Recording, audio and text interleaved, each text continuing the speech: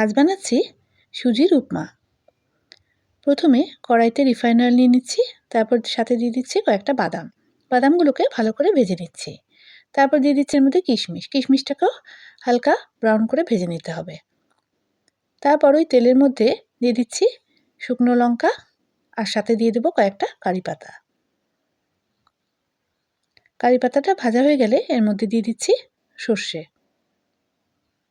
তারপর এর মধ্যে দিয়ে দেবো কুচনো পেঁয়াজ। পেঁয়াজটাকে লাল করে ভেজে নিতে হবে। পেঁয়াজটা ভালো করে ভাজা হয়ে গেলে এর মধ্যে দিয়ে দিতে হবে পরিমাণ মতো সুজি। এরপর সুজিটাকে মিডিয়াম আঁচে ভেজে নিতে হবে।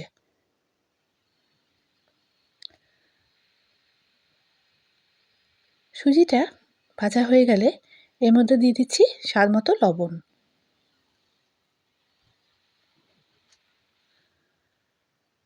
তারপর এর মধ্যে দিয়ে দেব 2 চামচ মতো চিনি।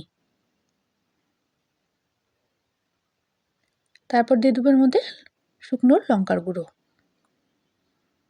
দিয়ে ভালো করে সুজির সাথে এগুলোকে ভেজে নিতে হবে।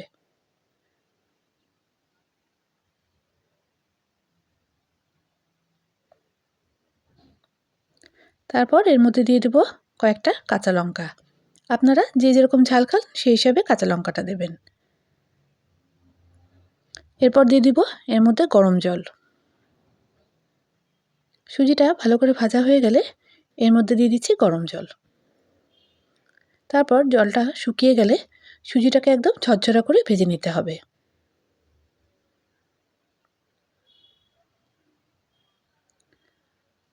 সুজিটা একদম ঝরঝরা হয়ে গেলে এর মধ্যে দিয়ে দিতে হবে ভেজে রাখা বাদাম আর কিশমিশটা।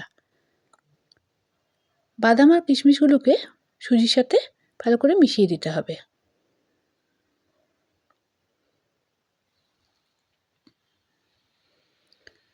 তাহলেই তৈরি হয়ে গেল সুজির উপমা। এটা আপনারা বাচ্চাদের টিফিনেও দিতে পারেন। আর অবশ্যই চ্যানেলটাকে লাইক করতে আর সাবস্ক্রাইব করতে ভুলবেন না।